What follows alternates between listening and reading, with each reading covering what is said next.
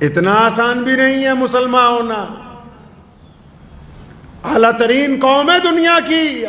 اسلام آج دنیا کا سب سے بڑا مذہب ہے. کائنات میں اللہ تعالیٰ نے سب سے زیادہ عزتیں، طاقتیں، دولت، روئے زمین کے خطے، سب کچھ اس قوم کو عطا فرمایا. ایسے ہی نہیں عطا فرمایا، اللہ تعالیٰ نے اپنے پیارے نبی حضرت محمد رسول اللہ کو صاحب خلق عظیم بنایا. قرآن نے کہا کہ یا رسول اللہ آپ اخلاق میں سب سے اعلیٰ ہیں، اور پھر رسول اللہ نے اپنے اخلاق کو بانٹا پوری کائنات کے اندر. یہ امت اعلیٰ ترین امت اس لیے بنی کیونکہ ان کا کردار سب سے اعلیٰ ہے، اس لیے اللہ تبارک و تعالیٰ نے ان کو پسند فرمایا ہے. چوتھا بندہ بھی ہے. چوتھا تو بہت برا پھنسا ہوا ہے. کئیوں کی گاڑی وہیں رکی ہوئی ہے. چوتھا بھی ہے جس کا روزہ خراب ہو رہا ہے، جس کے روزے کے اندر خرابی ہے، جس کی مغفرت کا فیصلہ نہیں ہونے والا، جس کے سجدے قبول نہیں ہو رہے.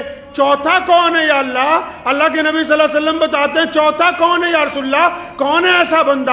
ایک تو ماں باپ کا نافرمان ہے، ایک رشتہ داریاں توڑنے والا بھی ہے، قطع رحمی کرنے والا بھی ہے، شراب پینے والا بھی ہے. اب یہ چوتھا کون پھنس گیا؟ اچھے نمازی ہیں جو اس میں شامل ہیں.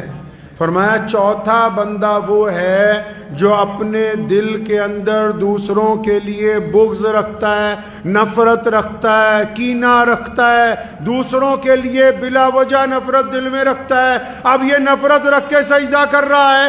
اگر میری جیب میں، عام مثال دے رہا ہوں میں، یہ کوئی قرآن حدیث میں نہیں ہے، اگر میری اوپر والی جیب میں پیسے ہوں، زیادہ سجدہ کروں گا گر جائیں گے. اگر اوپر والی جیب میں نعوذ باللہ کوئی نشے کی چیز ہو تو سجدہ کروں گا وہی گرے نا نیچے.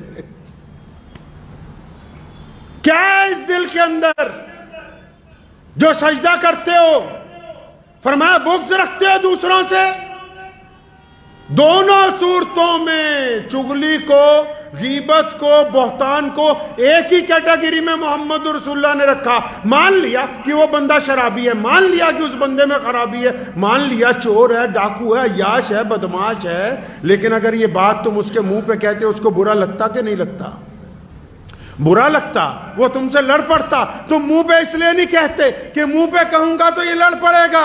تو نبی علیہ السلام نے فرمایا کہ اگر یہ اپنے بھائی کی غیبت کرتا ہے، اس میں برائی ہے تو برائی کو بھی بیان کرنا فرمایا منع ہے. اور اگر اس میں برائی نہیں ہے، تم کہتے ہو کہ چور ہے، وہ چور نہیں ہے. تم کہتے ہو بے ایمان ہے، وہ بے ایمان نہیں ہے. تم کہتے ہو ریاکار ہے، وہ ریاکار نہیں ہے. تم کہتے ہو زانی ہے، وہ زانی نہیں ہے. اگر تم اپنے پاس سے بھی الزام لگاتے ہو، پہلی صورت میں غیبت ہے، اگر اس میں گناہ ہے تو غیبت کا گناہ، اور اگر اس میں وہ گناہ نہیں ہے تو بہتان کا گناہ. اب چغلیاں کرنے والے بھی خدا کی حضور بخشے جائیں گے کیا؟ اب بے ایمانیاں کرنے والے بھی روزے میں بخشے جائیں گے کیا؟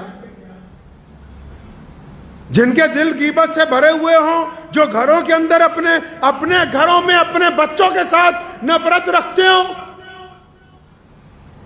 جو مسجد میں آتے ہوں پھر بھی پردھان جی کے چکر میں ایک دوسرے کی ٹانگ کھینچنے کی فکر میں رہتے ہوں، جو یہ سوچتے ہوں کہ فلاں کی خامی کیسے نکالیں، جو 24 گھنٹے اسی چکر میں، اب کسی گھر میں کوئی بہو ہے، کسی کی بیٹی بہو بن کے آ گئی، ہماری کہیں چلی گئی، ہم کہتے ہیں داماد اچھا ہو جائے لیکن ہمارا بیٹا اچھا نہ بنے اپنی بیوی کے لیے.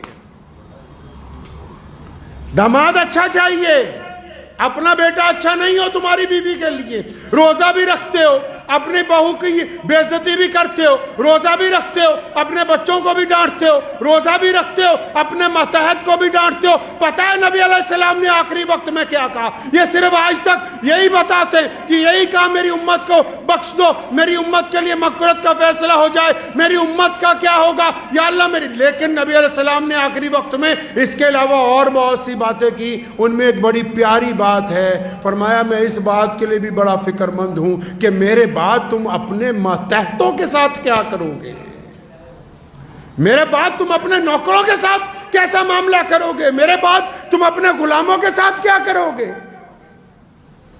جس نبی علیہ السلام نے زندگی میں ظاہری پردہ فرمانے کے وقت بھی اس بات کی فکر کی ہو کہ میرے بعد ماتحتوں کا کیا ہوگا، نوکروں کا کیا ہوگا، ملازموں کا کیا ہوگا، غریبوں کا کیا ہوگا، مسکینوں کا کیا ہوگا، پھر اس امت پر روزے فرض کر دیے گئے ہوں، ان فرض روزوں میں روزے دار بندہ اپنے گھر کے اندر ہی ایک بغض رکھتا ہو اپنے ہی دوستوں کے لیے، اپنے ماں باپ کے لیے، اپنی بیوی کے لیے، اپنے بھائی کے لیے، اپنے عزیز و اقارب کے لیے، اپنے نماز کے ساتھیوں کے لیے، پھر یہ سوچتا ہے کہ میرا روزہ ہو گیا۔ روزہ ہوا نہیں ہے، روزہ نہیں ہوا۔ روزہ تو برائیوں کو جلانے کا نام ہے، روزہ تو برائیوں کو ختم کرنے کا نام ہے۔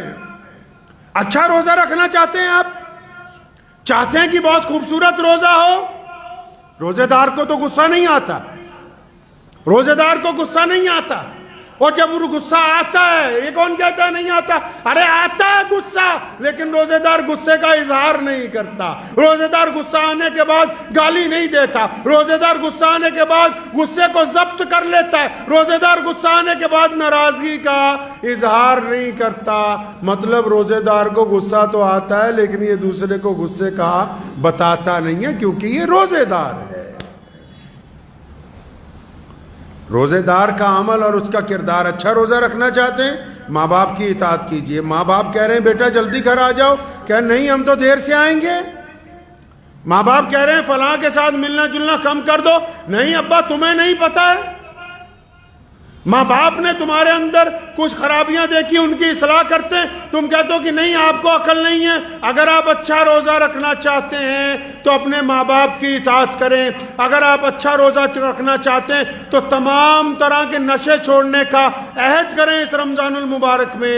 اگر آپ روزہ اچھا رکھنا چاہتے ہیں تو پھر سارا دن صرف اگر 5 نمازیں آپ جماعت سے پڑھ رہے ہیں، ان نمازوں کے بعد اگر وقت نہیں نہ مل رہا بہت زیادہ تلاوت کا، وقت نہیں مل رہا نا تسبیح کرنے کا، لیکن اگر آپ کاروبار میں برابر تولیں گے تو آپ کا روزہ اچھا گزرے گا۔